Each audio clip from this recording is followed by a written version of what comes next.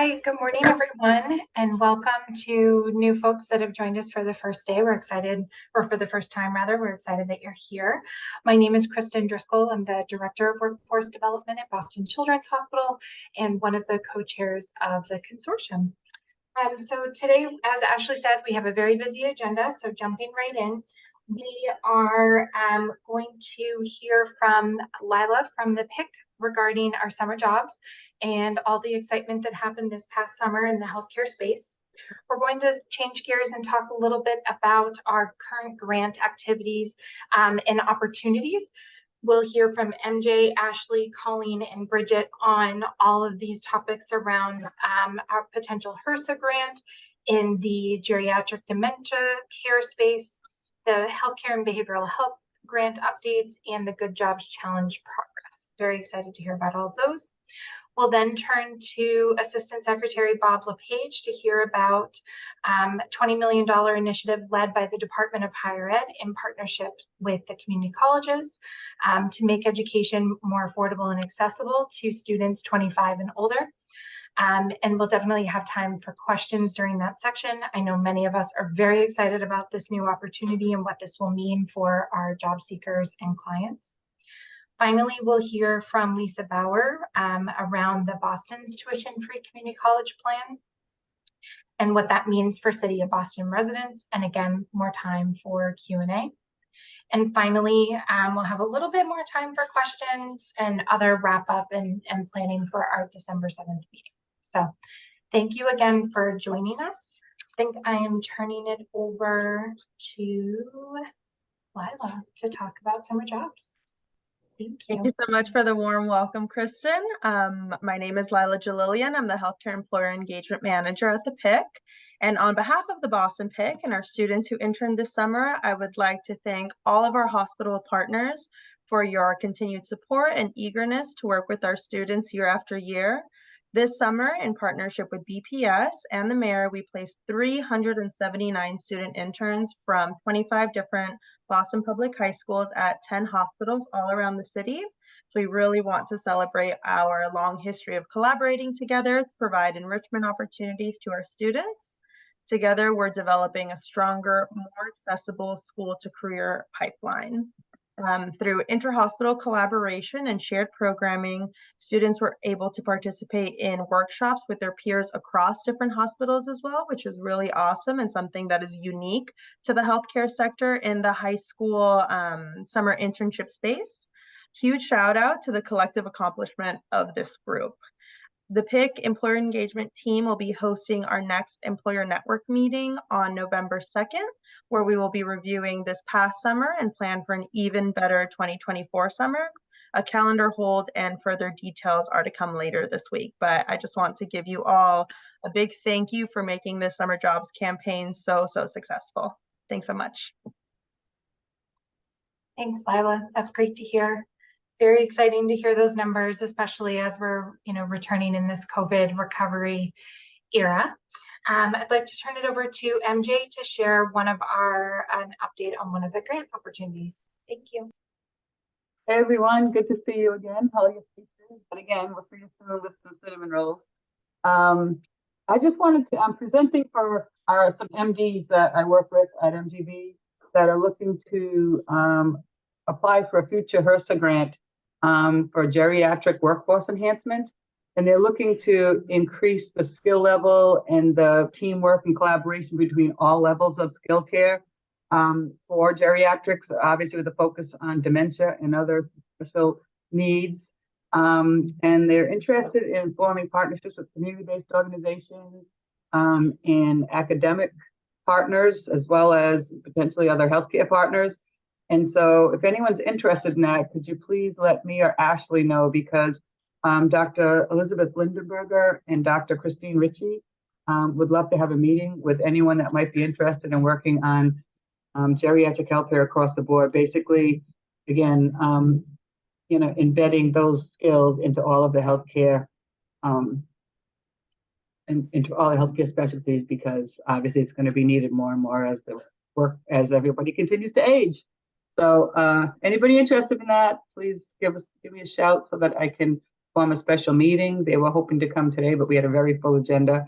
So I think they'll know more about it in the future too, because the RFP hasn't even been put out yet. So they don't know exactly what it's going to look like, but they're starting to form some ideas, and they'd love to have input from other, as I said, mainly academics and community-based organizations, but anyone interested in building out that kind of workforce skill.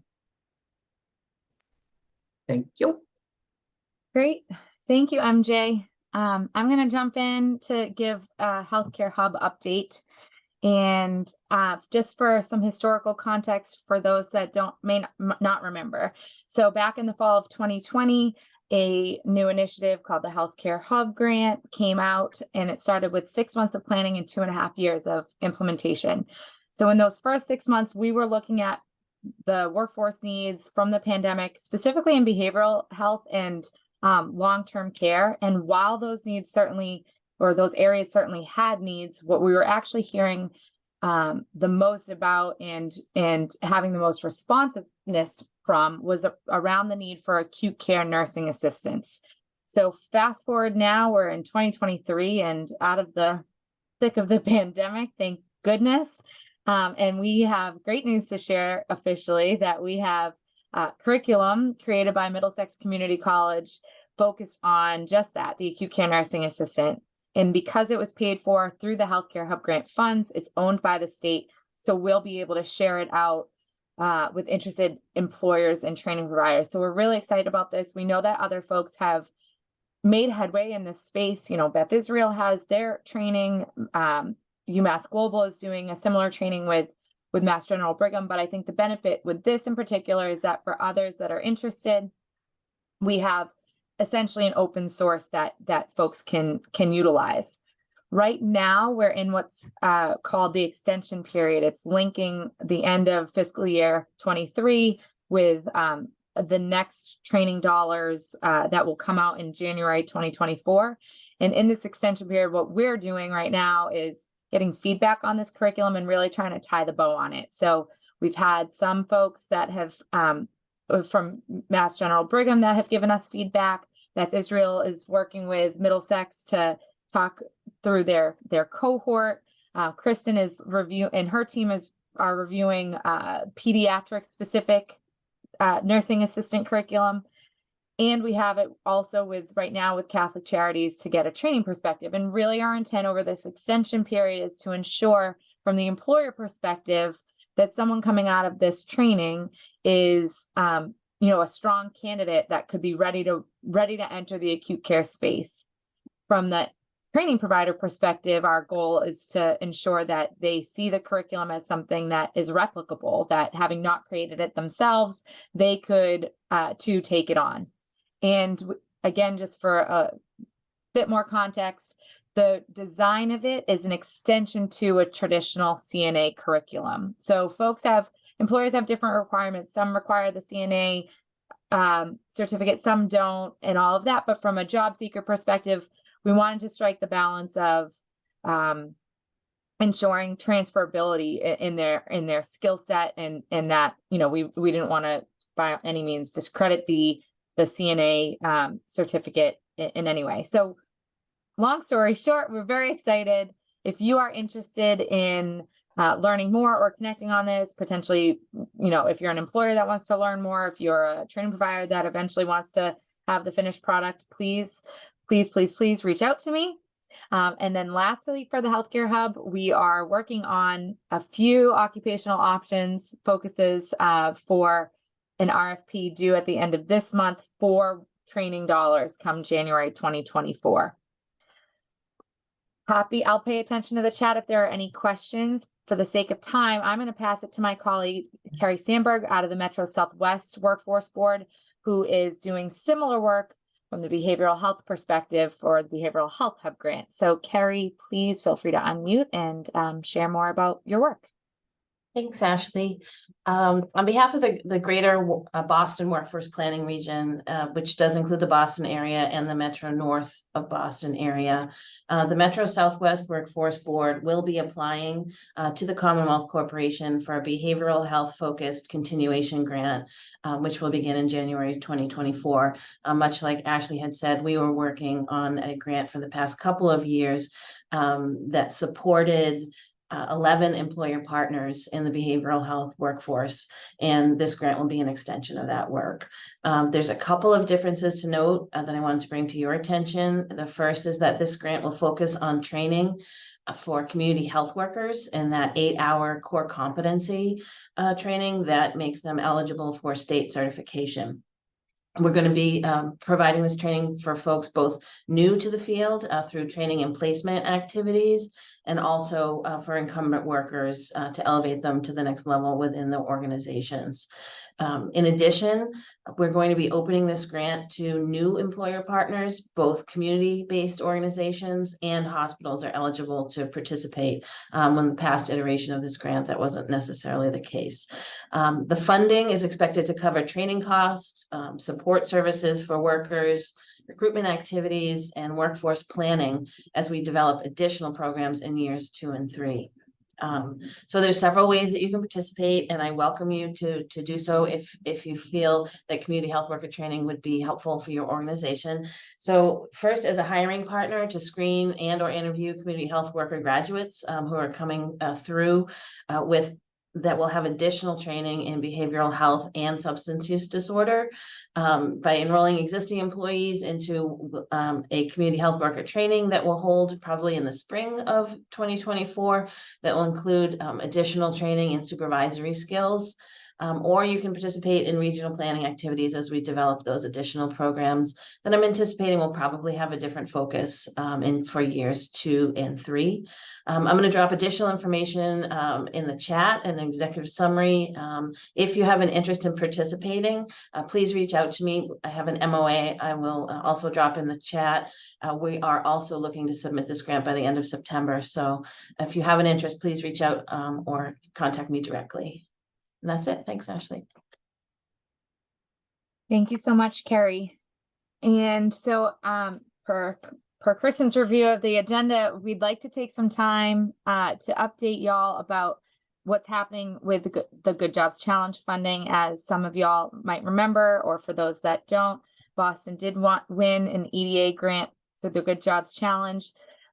We were awarded $23 million focusing on healthcare, childcare, and clean energy. The Healthcare Careers Consortium serves as the backbone organization for the Healthcare Sectoral Partnership.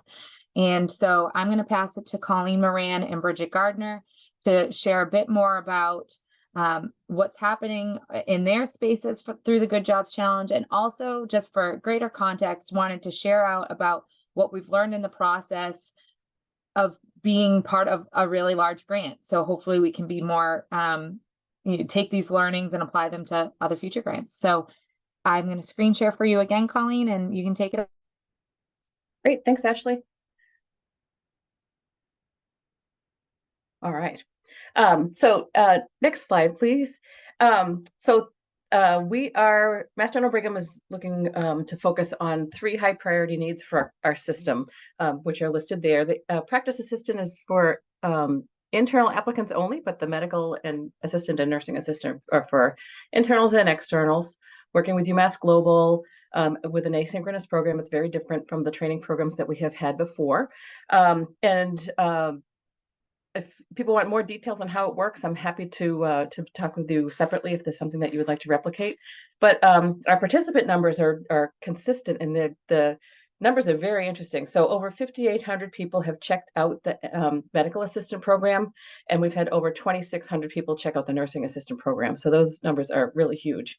And of course, they come down the funnel. So we currently have 833 students participating in the medical assistant program and 237 in the nursing assistant program. So great participation. Next slide, please, Ashley. So as we know, none of these programs are all puppy dogs and rainbows. We've run into some challenges. So our placement on the MA side is our challenge on this program, and it's because of the light experience that these students have. So they go through a pretty rigorous online didactic program, but the sim lab is 8 hours, and that's all that they get for hands-on. So we knew this going in, and when we were doing our reconnaissance with our hiring managers last summer, they was said, you know, fine, that's fine, we can make up for it. But in the meantime, um, the pace has changed and the needs have changed in the departments, and they're really looking for people with more experience. They're kind of reluctant to hire people with this light hands-on. So we are exploring opportunities on finding a supplemental training that we can add in for these folks, because they're another kind of layer to this is because these students, most of them are currently working and taking this class on their own, you know, on their own time, and planning a career change, or they're a student who are looking to get some clinical experience to supplement either PA experience or becoming a nurse or something like that. Those kinds of backgrounds. They don't have the ability to stop work, jump into the supplemental training program, and then find a job. So we're looking to be able to hire, do the supplemental training, and then have them report into their offices. So we haven't seen this happen on the nursing assistant side, and I think we all know for a lot of reasons, nurse managers are comfortable hiring new grads and training on the floors. This kind of effect happened in nursing probably like 7 years ago. So people have kind of gotten over the fact that they wanted like the shiny polished person off the production line, and they're able to train them. So so that's a piece that we're really working hard to solve that. And we could go to the next slide, please, Ashley. So here are our metrics. Our goal is 1,000 hires over the course of this program. So we are currently top line right is we're currently at 73 hires since January, mostly in the medical assistant program. Those numbers reflect the market that we know for people who are looking for medical versus nursing assistant. The PCT is the patient care technician. That's the name of their nursing assistant program. But as you can see, if you kind of slide down to the total employed slide, the retention is really strong, and it's really different than what we've experienced in other programs before. And I think this speaks to those participants that I was mentioning before. These are people who are currently working or in school, and so they've kind of hurdled those like introductory barriers that people have when they're first getting to work. They figured that out, and so they're working and they're staying. So so it's really been, you know, eye-opening and exciting for us to see these numbers. You know, we've had turnover, of course, but nothing like we've had from other attempts that we have done. And then the last slide, please, Ashley. Thank you. So our big findings are that we're reaching a different population that our traditional programs have done. And we've had a huge interest from our internals. The numbers are just enormous. And so we think it's not only the profile of this program, but also the pent-up demand from things being kind of on pause during for people during the pandemic. And so so that's been really exciting, almost to the point that we're afraid that we're going to like drain the pool of the people who are going to be upskilling. So we have to be very careful about how we move people not too fast. And then for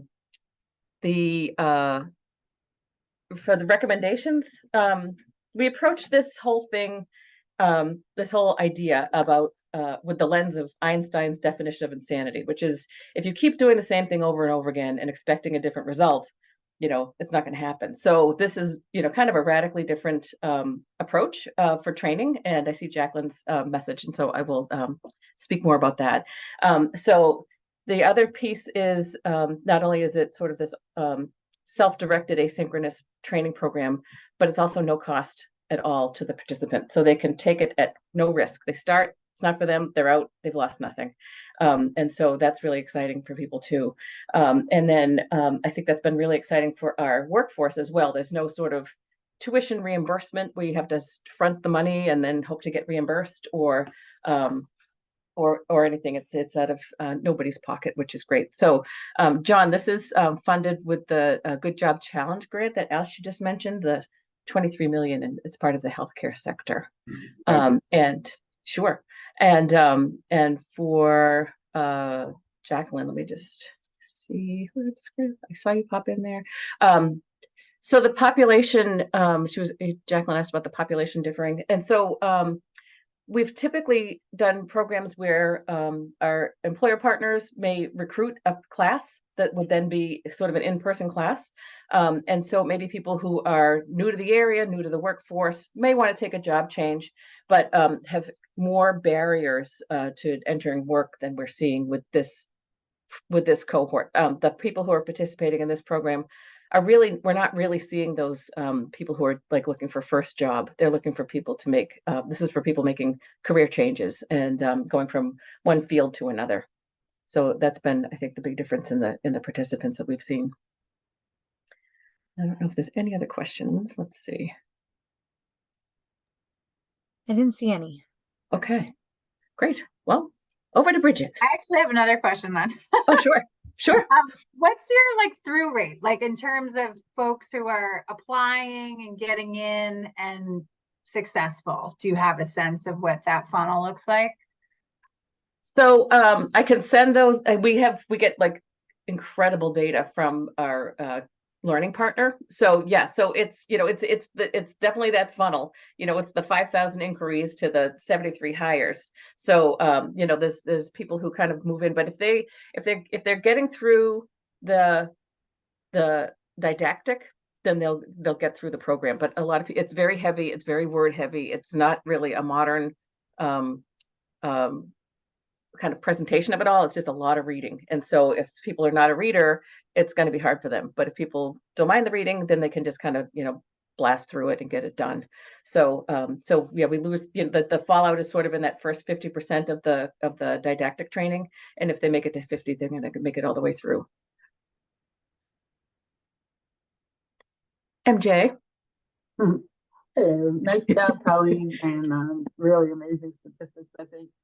I wanted to mention that our internals are also getting a little bit more support than the externals, and we feel like we have those that start, more of them will stay in it and continue because most of them aren't really kicking the can. They understand what the jobs are and they want to do it, but they also receive coaching and work with our internal coaches. Chris also, who's on the call here, Chris Kennedy, has also been providing virtual coaching and assistance. And some of the rest of our team have been providing coaching and assistance to those externals that need to be placed so that they're not lost in the system as well. But our team also, for the internals, gives them the online college preparation program so they can see if they're into online learning and see if it works for them. And so we've done a special version of that longer program just to see if people are in it and want to stay with it. And that's been a good, so I feel like at the end, if we could report again at some point, the internals will probably have a better stamina and stay in the program at a higher rate. Thanks, MJ.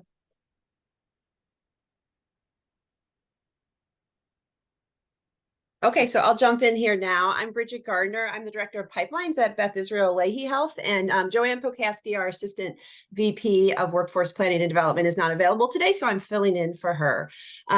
So we also are part of the Good Jobs Challenge. Obviously, we're the healthcare version of that, and when Joanne was first approached to this, she looked at what we had and we talked about how many jobs we feel like we could enroll participants in over the course of 3 years. And the goal that we came to was 308. So it's less than what Colleen was speaking of, but we felt that that was a good number for us. Our budget was a little bit over $2 million for that as well. So how we looked at that is we divided it pretty much into about 9 areas that we really needed training. We look at this very much for our internal candidates, how they can grow, as well as externally bringing in for hard to fill jobs. I'll sort of go through that list and let you know where we stand on that number, our goal number of a little over 300. So patient care technologists are a huge need throughout our hospitals. We have an internal program that's been very successful that we do at Beth Israel Deaconess Medical Center. We're expanding it throughout the system. During nursing assistant is another name for that we have at the other hospitals. Our goal is to fill 90 positions, and right now we have 23 that have gone through the program and are currently working as patient care technologists. And we have 10 that are starting next week, actually, in another 3-week training at Leahy.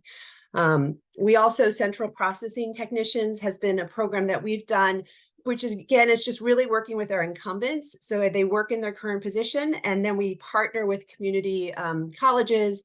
In this case, it's Bunker Hill, who provides a certification program, which we pay for as they're working in their position. When they get through that program and pass the test, we have a position lined up for them at the hospitals. So our goal is 40 of those positions, and 12 have been filled. We currently have a group of 6 who are working through the program. We also have a working relationship with JVS. So a lot of these trainings, some we do internally because we have the capacity to do that. Others, we obviously partner with outside groups. So we're always looking, for those who are on the call, looking for other partners. We do Lori Spencer and Lynn Courtney on our team work with our partners in community colleges. So as we say this, like if you say, I've got the right program for us, obviously we probably have connected with you, but always reach out, because if new programs are growing, we want to hear about them. So Pharm Tech is with JVS. They do a training at JVS. They do their externship at our hospital. And then we, if they pass the test, we fill them into pharmacy positions. We hope for 18 over the course of 3 years, and we have 6 that have filled in. So we're on track with that. That's been an ongoing program. Part of this grant is we sort of build out what we already have, and then we develop new ones and then look to the future of where the need is. So one of the new ones we've developed is perioperative LPN. We're struggling with nurses. So what we've tried to do, it's a really innovative program, is like, how can we work to the fullness of that degree of an LPN, and that kind of phased out, and we're looking at it as like, how can we build it back in? That has been a program that's been very innovative. BIDMC has taken the lead on that, but it's also, we have a lot to learn from it. We did a pilot program of 8 LPNs, and it's a 4 to 6 training program, and we're kind of going to look at that again and see if that is a program we want to do, or if we want to move more to the surge tech side. So that's an ongoing program, but really trying to push the envelope in that and see how we can move in a different direction and think differently. We also have a big need with computer topography techs and EEG. These are intensive programs, so we're really looking outside for certification programs that we can do with people as they work, and really help them with their clinical time so that they can complete that certification and move up in their career in these positions. We have set aside for EEG 13 positions, and computer topography tech 7. So we're growing those and developing those right now.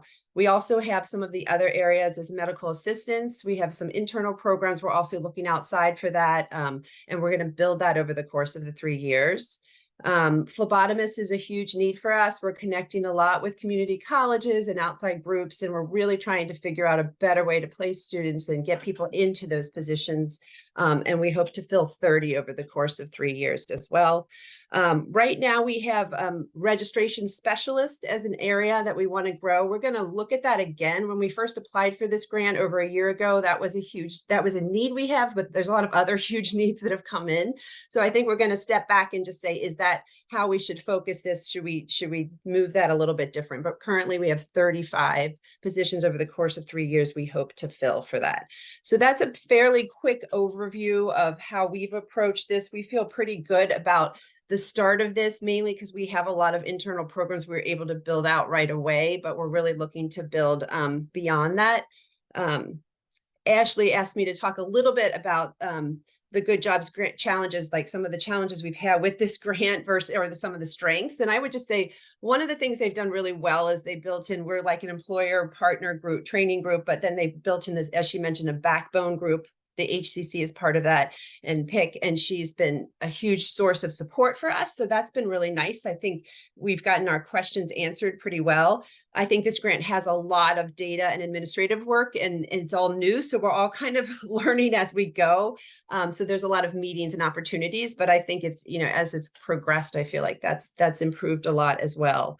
And I guess my one area that I'd like to learn more about through this grant is they really do encourage wraparound services. We've found that's been a huge need for in all of our pipeline programs, that addressing this need, and really using those funds appropriately, I think can really benefit across the board all participants. Some of the areas that we've thought about for what we consider wraparound services, transportation is a huge issue for a lot of our students going through this and employees, and we just would love to find better ways to make that happen, especially with BILH. We have 13 hospitals. Sometimes that commute can be difficult depending on where they're located. And then even as simple as helping them with the scrubs to do the trainings to be a PCT. These are little expenses that we might think of as little, but for them they're very big, if we can provide that as a starting point. So we're hoping to kind of expand that conversation and really be able to utilize those wraparound services as part of this grant as well.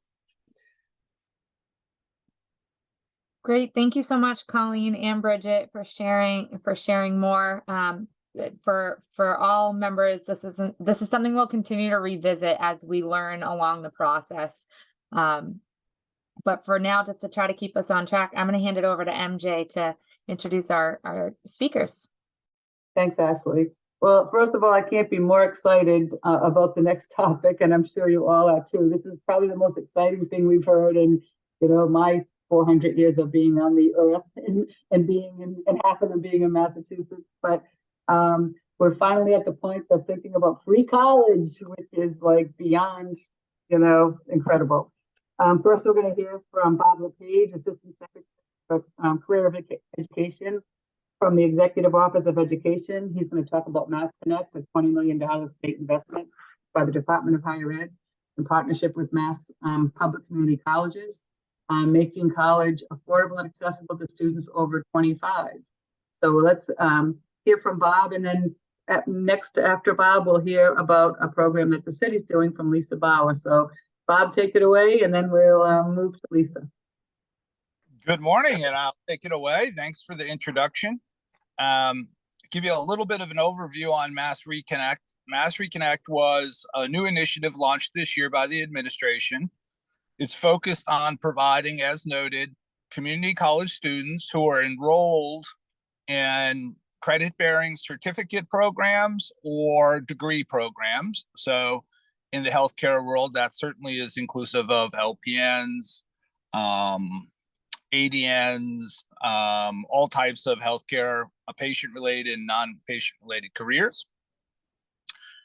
There is an eligibility requirement that a student be enrolled in a minimum of 6 college credits, which is the equivalent of half-time.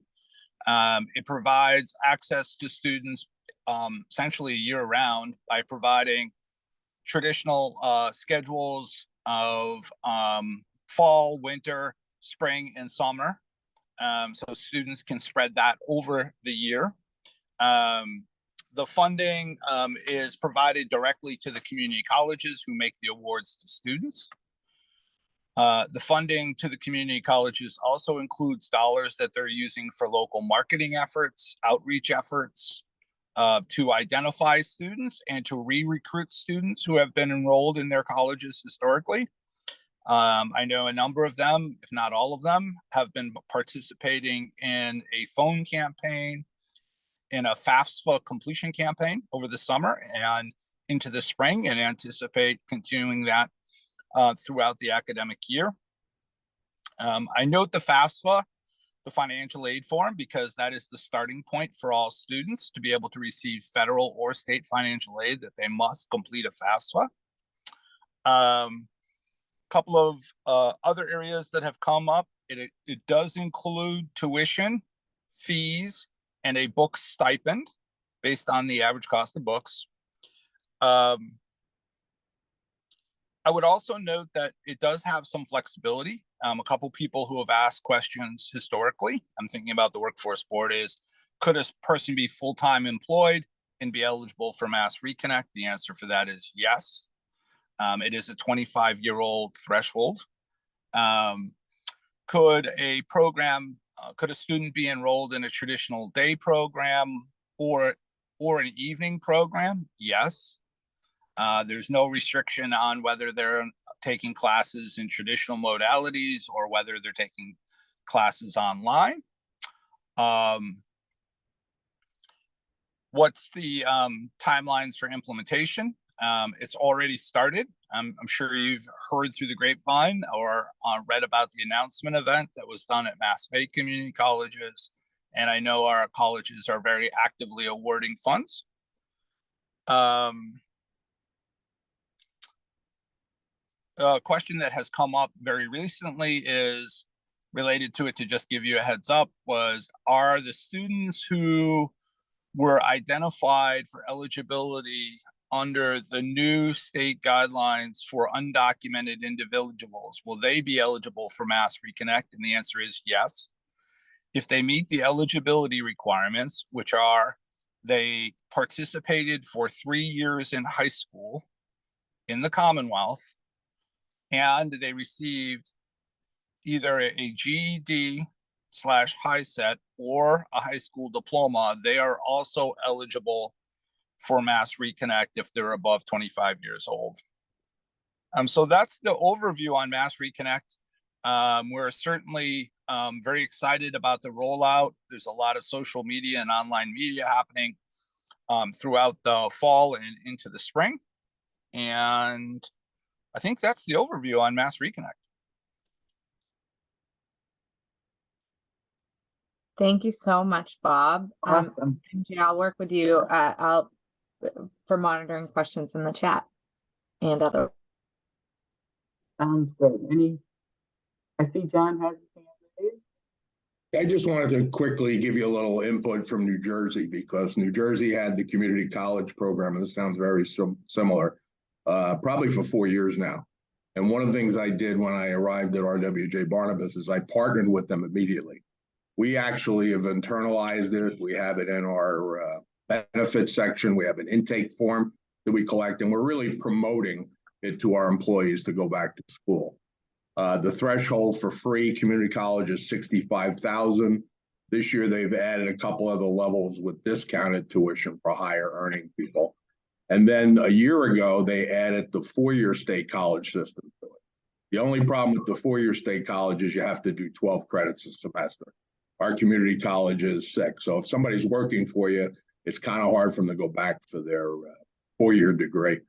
But we've partnered with this. We've had probably 700-800 people show interest. And I think it's something that an employer can offer as an extra benefit.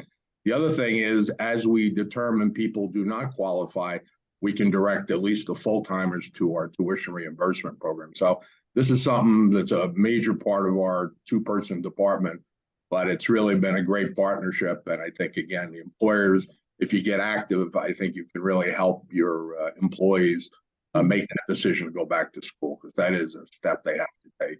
And many times they have to get their life in order for childcare and many other things too. But it's been a really rewarding program, and our employees have enjoyed it. And it honestly doesn't cost us anything other than our time. Great, thanks, John. That's certainly the plan. We are definitely promoting this for sure. So appreciate it, and thanks, John.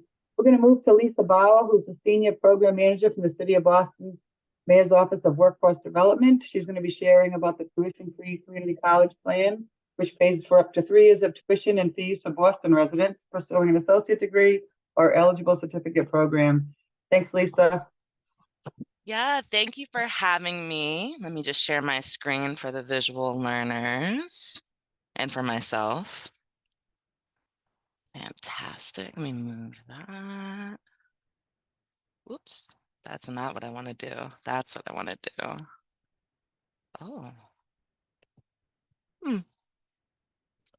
All right, so tuition-free community college through the City of Boston. Oops. I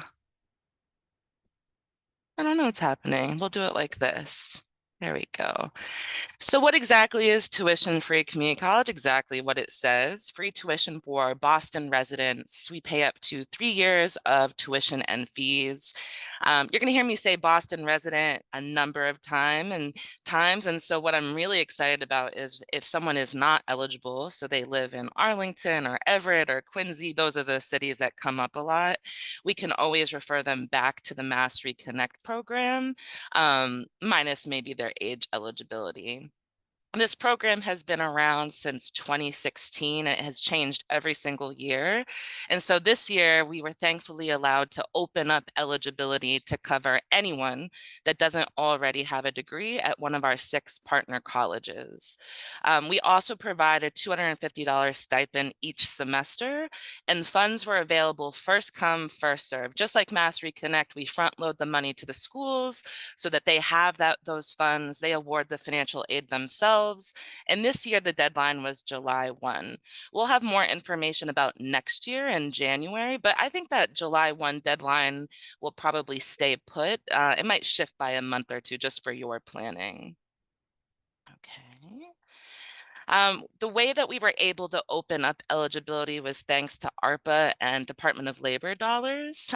So some key changes, if you were familiar with this program back when it began, there's no separate application process. They apply directly to the school on purpose. We want our students to be able to access the education, and we found when there was a separate application, it just was one step too many for our students. 2, we have no GPA eligibility requirement, no age requirement right now. That might change given the Mass Reconnect plan. No income or Pell Grant eligibility. So someone who's undocumented or in flux in terms of their immigration status, they would be eligible. Someone who is older, younger right now would be eligible. And again, if they had a spotty high school or high set experience, they would still be able to access this funding. Again, it was first come, first serve, and we imagine that will stay the same. We cover short-term certificates that lead to an industry recognized credential. So I heard phlebotomy, we would cover phlebotomy, we would cover like an EKG technician, and then all associates programs are covered under tuition free, again, for Boston residents. For those of you who are interested, the raw data so far has shown that over 1,600 students have accessed this funding. So we are really excited to see the state also have their plan. We've funded in this year alone more than TFCC's whole history. So there's a great need and interest right now. And again, we'll have more information about next year's cohort in January. My contact information will be available at the end. We're looking to shift our policy so that we can open it up to anyone that's not currently covered by the state's Mass Reconnect plan. Our 6 partners, so these are the schools that we work with, are Roxbury Community College, Benjamin Franklin Cumming Institute of Technology, Massasoit that has a Canton campus that's very convenient for a lot of our students. So if you're thinking Massasoit is in Brockton, Canton's pretty close to Mattapan, Hyde Park, Roslindale. We work with Mass Bay, Urban College of Boston, and Bunker Hill. And then this is probably too small for you to see, but if you're on a phone, we'll also give you this presentation. These are the zip codes that count as Boston. I always go through this because a lot of people will argue that Everett or Lynn is the city of Boston, Quincy, Arlington, Medford, Malden. Those places are not Boston. So these are the official zip codes. And then the process is pretty straightforward. Again, I told you we don't have a separate application any longer. We used to, so you might need to get that word out to your students if they've heard about this before. So number 1, they decide which of our 6 schools they want to attend. I always say that they should research the programs and the prerequisites and all of that. 2, they apply to that school and their application will be flagged as long as they are a City of Boston resident and meet our eligibility requirement. 2, they complete the FAFSA and they let the school know that they're not Pell eligible if they can't fill out the FAFSA. And then lastly, they submit any requested documentation. So whether it's to verify their address or it's their physical, and all of those steps, so those 4 steps, I said all of them like there's a lot, those 4 steps need to be accomplished before the deadline. And then again, if you're working with someone who wants to access this funding, it's first come, first serve. So once we release information about next year, I encourage people to get to it, because once a school has awarded all their funding, that's it, regardless of the deadline. And then again, I'm Lisa Bauer. I'm the Senior Program Manager. This is my personal email. This is the tuition-free email. And we'll have more information regarding the program, hopefully in January. So questions? Hey Lisa, my name's Carmen. How Hi, are you? Carmen. I'm good. How are you? I'm doing well, thank you. I only had one question, and this Mm. has come up with a couple of folks that I've worked with, in that on average, how quickly are the funds depleted Mm. at various schools? I know that a couple of folks have applied, and then the funds were no longer available. And so if you could just, like, on average, I know it kind of varies, but like, just so I can nudge people a little bit in this process. I'll give you the details on this year. So we made the announcement in March, and then Bunker Hill had used their funding by May. So that was the quickest school to exhaust their funds. But right now, Massasoit and Urban College, they have very limited funding left. So it ranges by school. I'd say that Bunker Hill has a lot of options in a large school. So that's probably why those funds were exhausted first. And I think, let me think, RCC, Franklin Cumming, they probably exhausted their funding in June. So they were next after that. Okay, that's helpful. Thank you. You're welcome. Lisa, when do the funds refresh? In other words, when is Bunker Hill back up and running? Great question. They will be back up and running with funding for the fall of next year. So not this entire school year. Yeah, not this entire, but I do say for students who, are, I don't want to say anxious, but they really want to get back to school in the spring, to be in communication with the schools, because funding sometimes, someone might start in the fall and not continue in the spring, and then there might be limited funding left. So I always say to be in communication with the school, just in case funding appears for them. But fall of next year is when the funds refinish. And it's 25, it could be, as you said, referred to the state funding. Oh, I couldn't hear you. What did you say?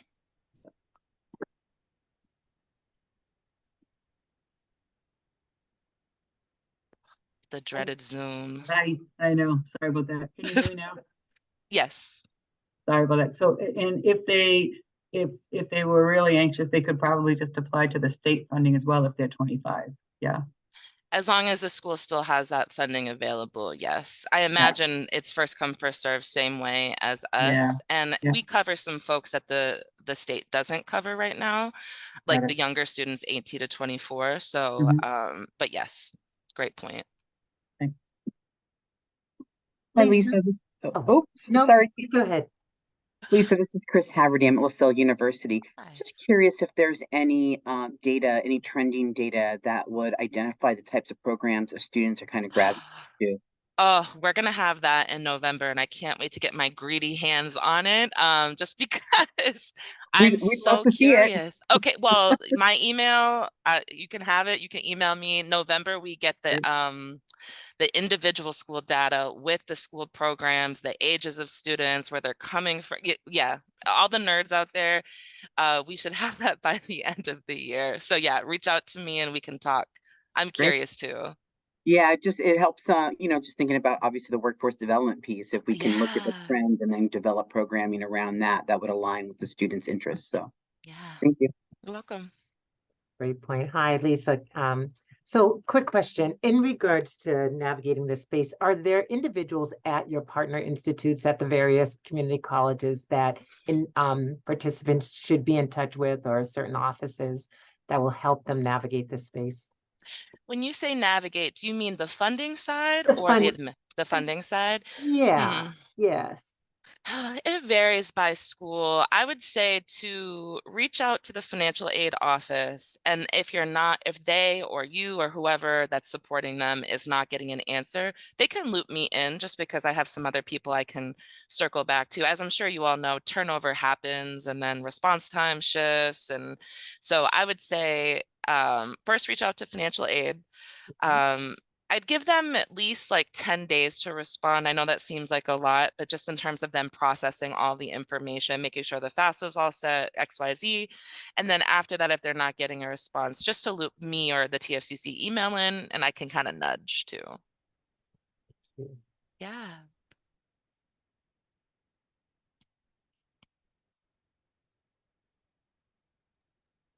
Hi, Lisa. Can I ask a question just so I'm clear on this? So if a student applies to Bunker Hill and they're told there's not funds available, are they redirected, or so we don't lose that student, right? So I'm just wondering what happens in that case. That's a great question. So there's two things that can happen. One, on our website, someone can sign up to get information once we release information about next year. And then two, I know Bunker Hill is tracking those students. I'm not sure if the other schools are. So I would recommend that student goes to the website, signs up for that email list so that I can reach out once we have information.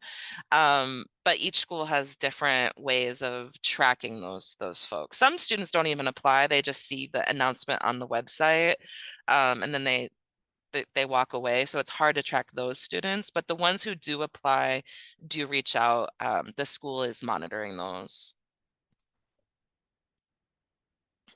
And I'll put our website in the chat right now.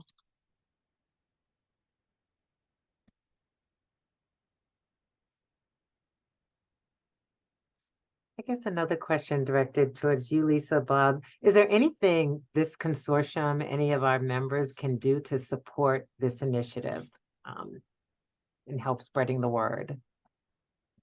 That's a great question. Yeah, I would say from my perspective, sorry, I had to go off camera because I have to drive across a little bit. I would say it's informing your employer partners. I think the observations about the value of informing their employees is a really important way to raise awareness. That would be an area where I think it's super helpful. And then certainly, your stakeholder groups and informing them about the program. Okay. And if I could just jump in and add, I think there's so much value for us. And I'm Katie Gall from Office of Workforce Development. So I work with Lisa on the program in understanding that these programs are beneficial for employers as well, because that really helps us make the case. I mean, there's more demand than there is funding right now for sure. And to be able to make the case that not only do our residents and students see the benefit of this program and are they jumping on it and wanting to take advantage of it, but we have employer partners who are saying, like MJ said, this is so exciting. And, to hear that from employer partners, especially in the healthcare space where there's so much need for specific job training and certification, is super, super helpful for us. So we'd love to be able to, continue to collaborate with this team of employers to make the case that, it's important to invest in these kinds of initiatives. I just wanted to add, because we've been doing this for 4 years, we as an employer are out there promoting it to our own employees continuously. We do 2 information sessions a year. And it's even some of the other major hospital systems have not promoted it. And they've even reached out to me to try to get the how to go about doing that. So I think it's really important. We're actually considering possibly even doing it more often. Because again, even though there's only 2 semesters, people are at all different places in this decision process to get back. If their FAFSA's not done, they miss a semester. But it's the same thing. If there's interest, we want to make sure we connect them at any time. And then, of course, there are internal resources that can be used to help some of the employees who want it. Again, we're strictly working with the employees, but also their family members can benefit from this. So it becomes a community effort, too, to really promote the idea that anybody who qualifies within the state of New Jersey can do this. And, we've spent a lot of time and effort, and we feel it's been a major positive. The only other thing I'm going to suggest is, though, we did build actual navigators at each school, because once you open up this person to take an interest. You can't have them left behind when they call a school or get the runaround. So again, we do a lot of training with the community colleges, so we have a little bit of leverage, but we demand it, and I mean demand, because it wasn't easy with every school, that there is a person responsible who walks them through. Usually it is somebody in financial aid, because you have to get a lot of that financial aid stuff done. And our school has to do with last dollar grants, so you have to apply for all the other available federal grants. But it's been a very successful thing. And what's really nice is the navigators come to our information sessions, and it's county based, so it's complicated. Our only issue, and I want to set up a call offline with Lisa, we can't really get quality information back. So when we get our employees to the schools, we don't really know whether they've gone to school or didn't go to school because of the confidentiality, what's the confidentiality? FERPA. Yeah, FERPA's made it miserable.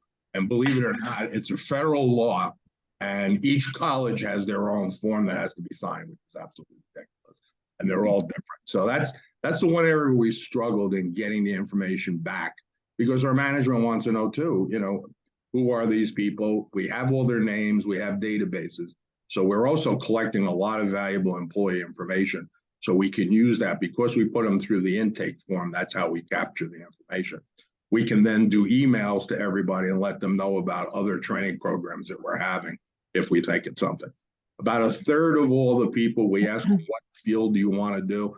90% all want to stay in healthcare, and about 35 to 40% all want to be nurses. And of course, that's not realistic based on the training capacities that we have. Thanks, John. Oh, sorry. Go ahead, Lisa. Neil has a question.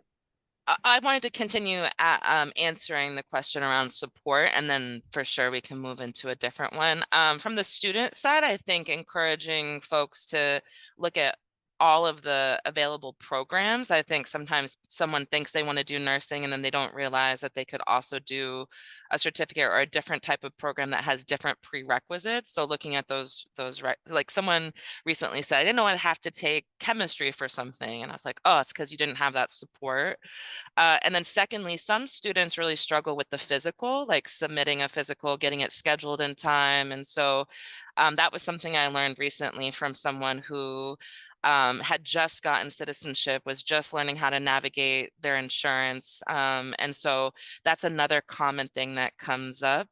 And then lastly, just reminding students it's first come, first serve, not to be deficit, but just because so many people are interested. Like I said earlier, in this year alone, we've served more students than in the whole history of our program, which demonstrates not just the need, but also the interest that people want to go back to school. And so, there's this pervading narrative in the world that people don't want to go to school and people don't want to work. And what we're seeing with our numbers is that is not true. And so getting the word out so that students can access it as soon as possible, especially if they really are ready to get into the workforce.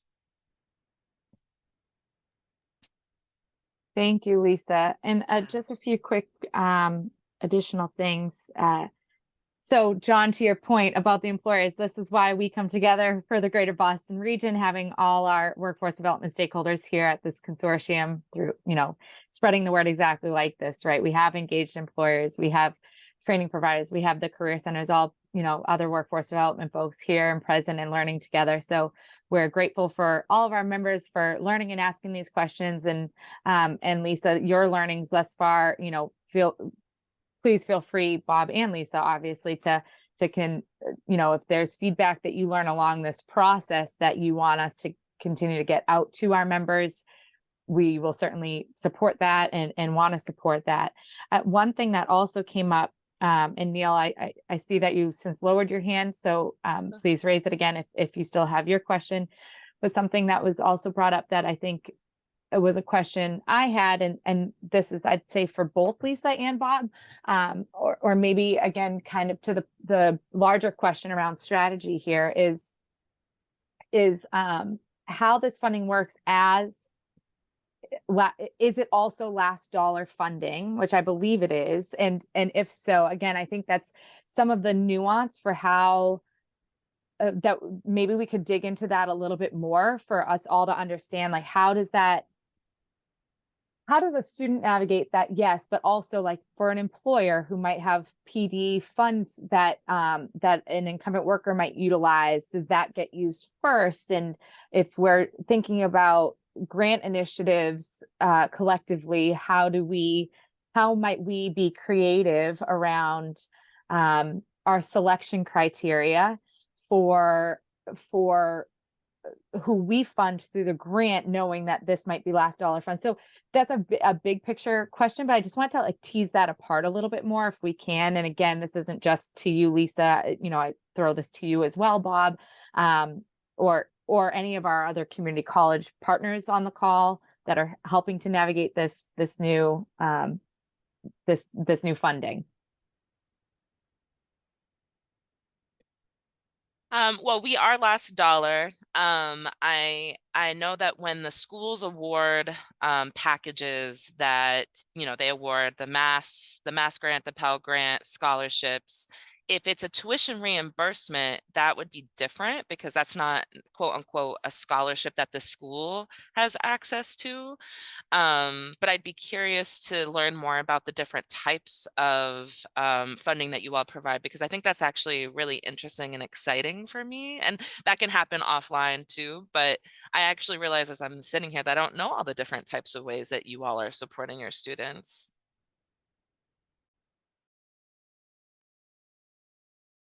Yes, Lisa, we can certainly connect. Neil, feel free to jump in, and then yeah, it's on the same flow that John then Lisa developed. The navigation is really important. It's separate. The rest of it can't happen. It's like onboarding with employment. You may be thinking about it, but if you don't get through the onboarding, if you don't get through the document, if you don't have navigation help, you don't proceed, right? So that was a really important function to call out, and it sounds as though employers can help with that. The other is what Lisa was saying about choice of school, choice of program. I've got our research director, Joe McLaughlin, echoing in my head, the biggest factor in persistence and completion is program match, intention, knowing why you're going, and program match. What I'm not hearing for future development, and I'm not saying it's programmatically anybody's responsibility, I've just not seen the function of helping applying students pick the right school and pick the right program. Sort of that college counseling thing that we associate with high schools. You speak to it as an imperative, Lisa, and I affirm that. I'm not hearing where that happens for the adults who will be stepping up to take advantage of either of these programs.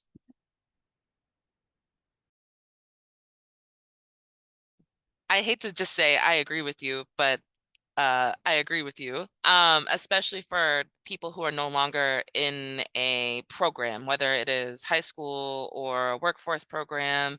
And so I know that Katie and I have been exploring what are the student supports that maybe one day we could fund. I mean, that said, y'all heard me say that Bunker Hill exhausted their funding by May, right? So, it's not like we have the money right now, but what are the student supports that could be in place because everyone just applies to Bunker Hill and then they kind of figure out a program, right? But there's so many great programs at Massasoit, Mass Bay, and because Bunker Hill exhausted their funding, people were kind of forced to explore those programs. And I'm curious what the impact will be when I get my greedy hands on that data in November. And I think we should keep that conversation going because FIT relates so strongly to persistence, like being in the right program for the right person at the right time.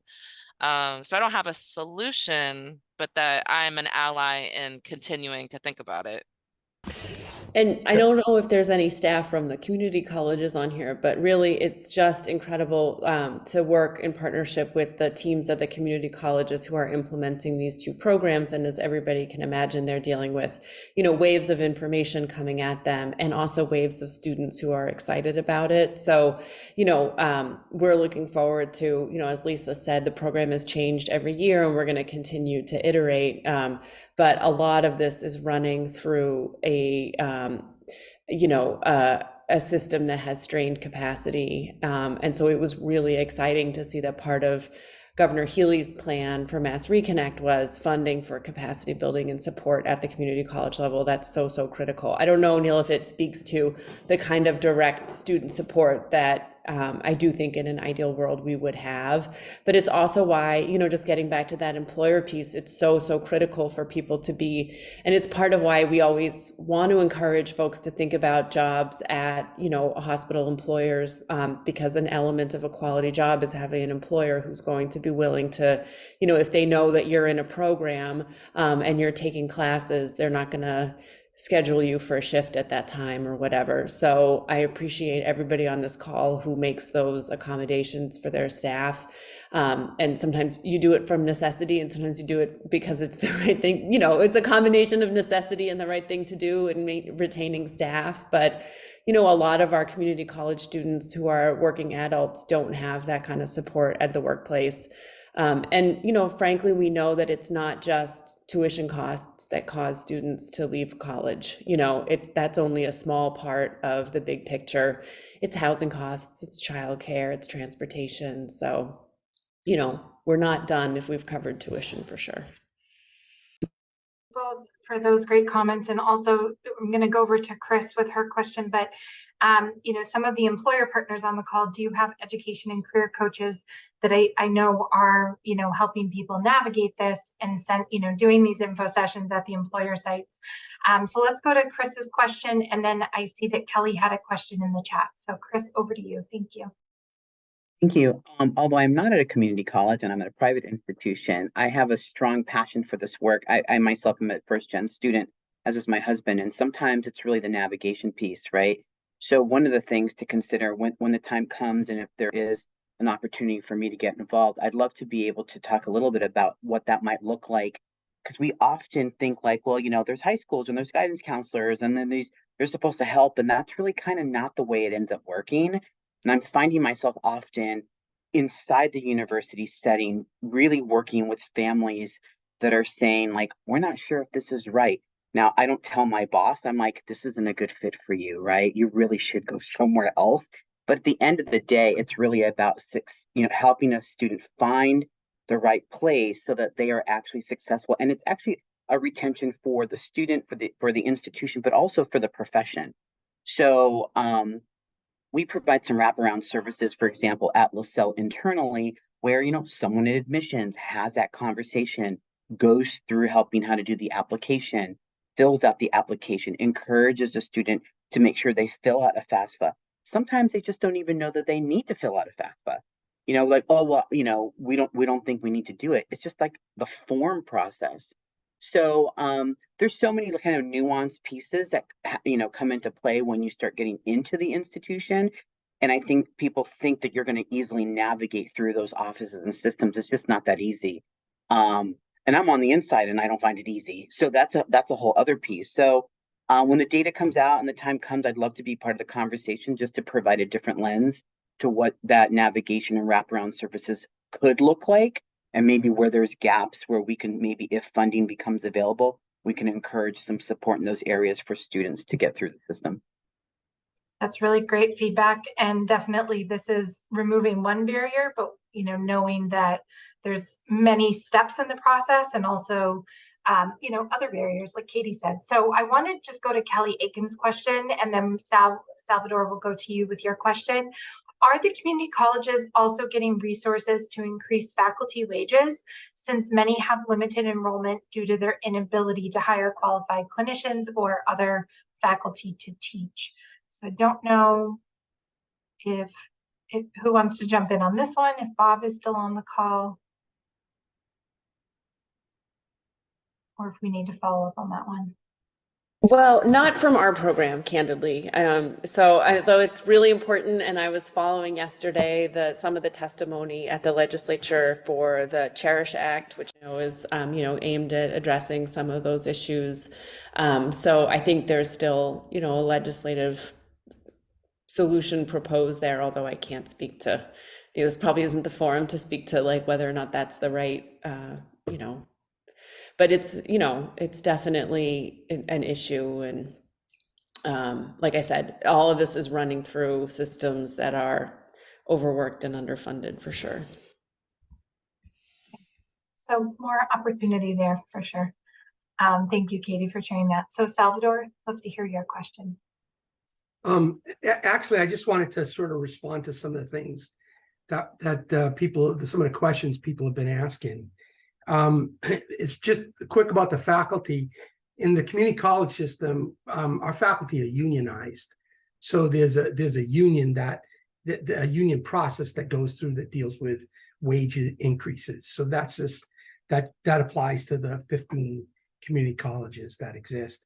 I did want to also point out that at RCC, first of all, this money has really helped a lot. And so I want to just get that out there. And we've also received other kinds of funds. Right now, there's a lot of funding in the system.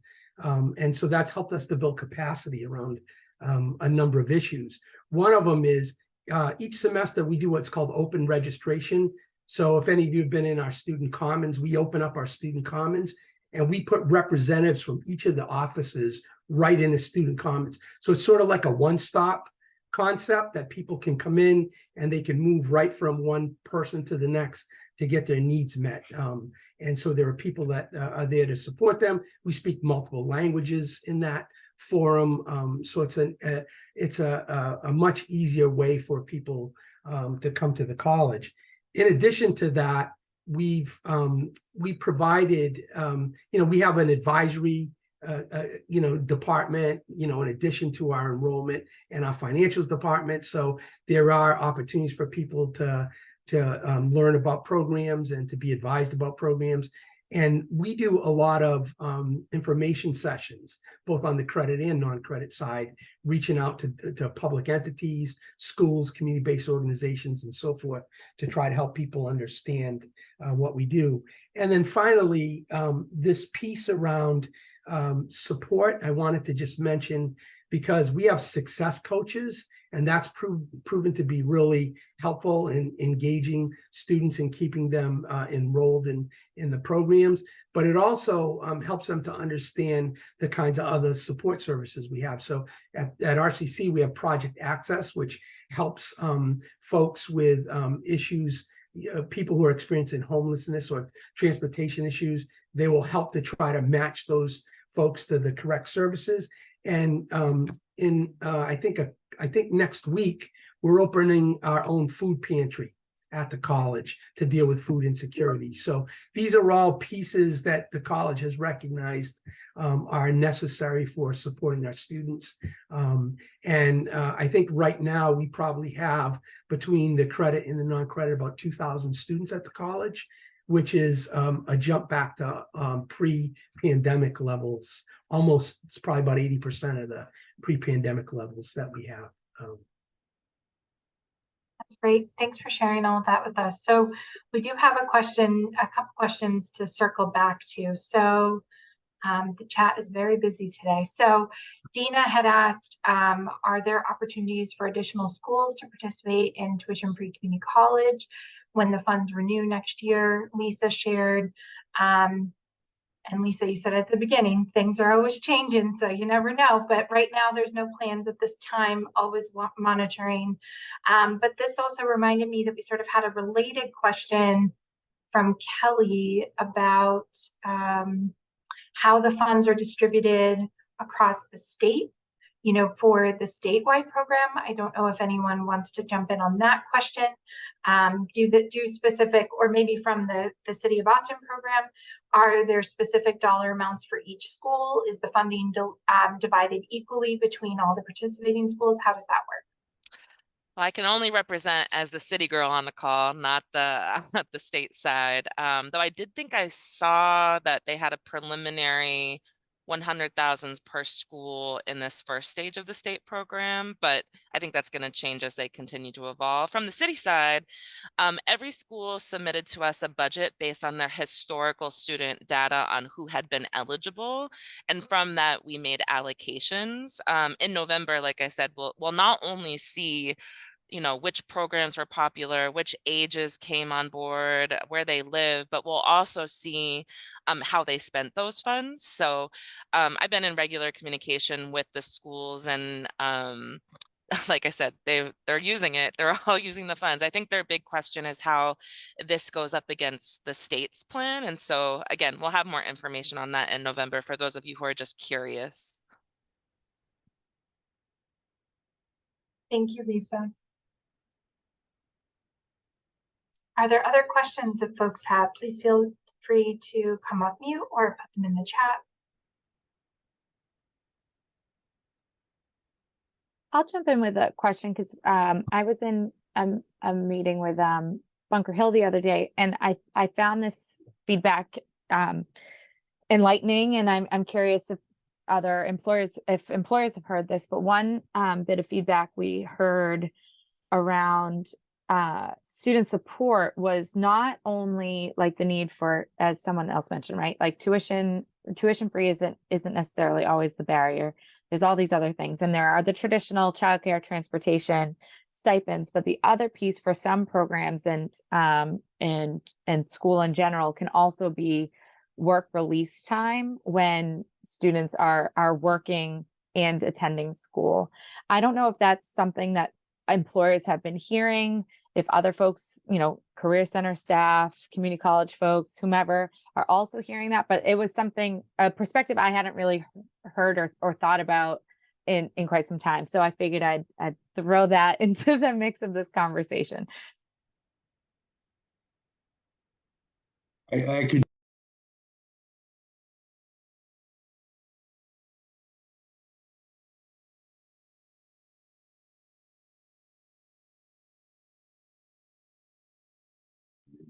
Hello? Can you hear me? Oh, I'm sorry. Yeah, my mute was going on and off. I don't know what was wrong. So because we're doing it corporately and we're building relationships with our employees who go back to school, we also have this with our organized training programs. There needs to be a pipeline back to somebody. We encourage all our employees to talk to their supervisors and make them aware that they're going back to school. And with the right type of manager and supervisor, that should be a positive. But we all know how busy healthcare is and how short healthcare is. Sometimes that doesn't work out to what we would think is going to happen. So having us as a corporate office involved can be helpful, because we've done this multiple times for employees who have had issues not being able to get flexibility. And we can go through the management channel to go back, because again, as an organization,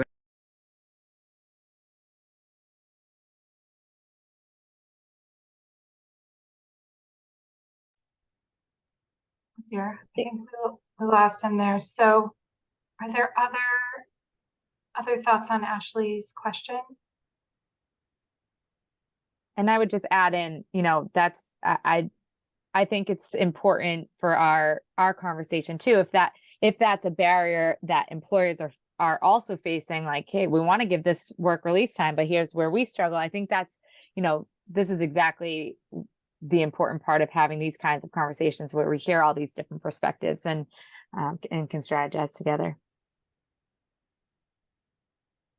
Yeah, I will say paid release time, I think has been a tricky one for us. I think haven't really cracked the code on that, so to speak. But I think in terms of really strong deliberateness from completion of that certificate or degree back to coaching or back to our internal mobility advisor, really trying to build that connectivity so that folks know, you know, hey, what's the next step for you? We're here to support you in addition to your manager. Certainly that, you know, they should be that first line of defense, but we want to really make sure that if we're supporting someone to navigate that educational pathway, that we're there on the back end for those next steps. We are finding that for some people, it's a personal goal too, right? Like they may be really happy in the job that they're in. I know that's maybe not what all of us workforce development people want to hear, but they want to stay in their job and they're just really, this is something they wanted to achieve. So those are my thoughts. Other folks would love to hear from other voices. I see a note in the chat from Sadia, I hope I'm pronouncing that right. Some institutions have work-friendly class times like evenings and weekends, but that depends on the person's work schedule. Absolutely. I mean, I think one really strong silver lining of COVID has been exactly those class times, the asynchronous courses, the flexibility that comes with that, which is really great.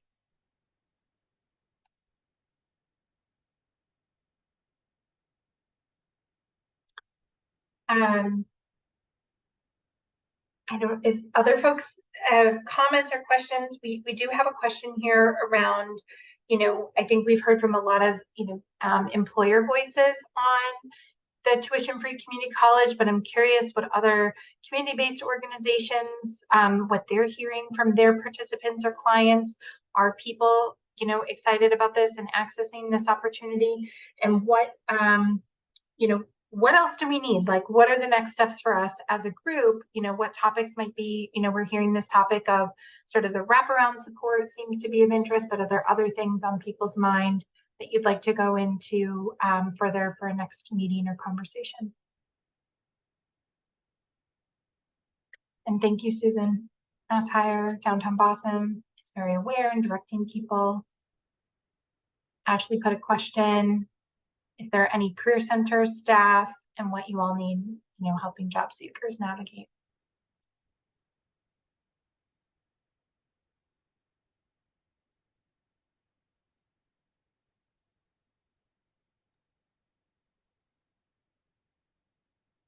All right, I don't know if we should move to a close and leave everyone with dreams of Panera for the future conversation with endless buckets of coffee. I think I could go for that about now. This has been a really great conversation. I think I'll turn it to Ashley to wrap us up and lead us to the end here. Thank you, Kristen, and thank you everyone for your active participation in the chat and otherwise. A few quick logistics. If anyone, any speakers or anyone on the call has information that they need or want shared out in the follow-up newsletter, please never hesitate to reach out to me, and I will be sure to include anything relevant for our members. As always, the recording and slides and meeting materials are posted on the Healthcare Careers Consortium shortly after the meeting. By shortly after, I mean within the next few days, but they will be there, and a newsletter will go out that will also have a link to the website.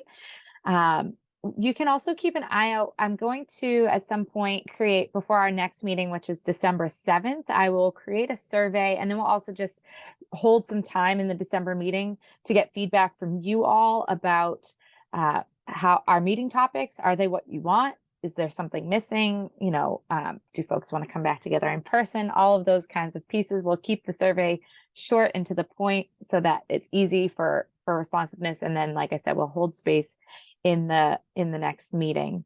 And I'm going to quickly hand it over to Neil for a pick announcement. A quick pick announcement. This will be meaningful for some more than others. Now that I'm out there at meetings and closing ceremonies and the like, there's one question I get asked more than any other question. Will there ever be another PIC holiday party? So I am here to answer that question. This is, in fact, the first time I've answered that question publicly.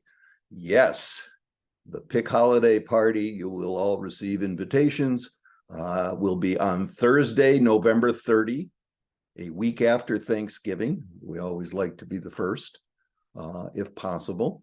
It will be at, what do you call it? District Hall in the Seaport. Thanks to WS Development, the party's being sponsored by State Street, so we'll be able to spend some money on everybody. And for those who don't know the PIC holiday party, the reason it works is that it is multi-sector, multiracial, and multi-generational.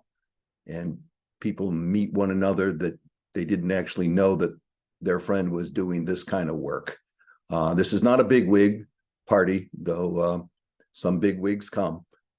This is a party for those who do the work of education and workforce development. So invites will follow. Save the date, Thursday, November 30, 4 to 7 p.m., District Hall in the Seaport. Thank you, Neil. And yes, thanks again, everybody. Again, we try to keep these meetings conversational. If you have additional questions or brainstorming needs or want to learn more and need some connections, never hesitate to reach out. That's why we're here as connectors and conveners. So we look forward to seeing everyone certainly on December 7th, but hopefully also on the 30th of November. We hope you have a great rest of your day. Thank you, especially to our executive committee for making these meetings happen and bringing relevant topics to our members. Lisa, Bob, we've since lost Bob, but Lisa, thank you so much for your time and your presentation today. And to our other speakers, Carrie, Colleen, Bridget, thank you, everyone. Have a great rest of your day. Bye. Thank you.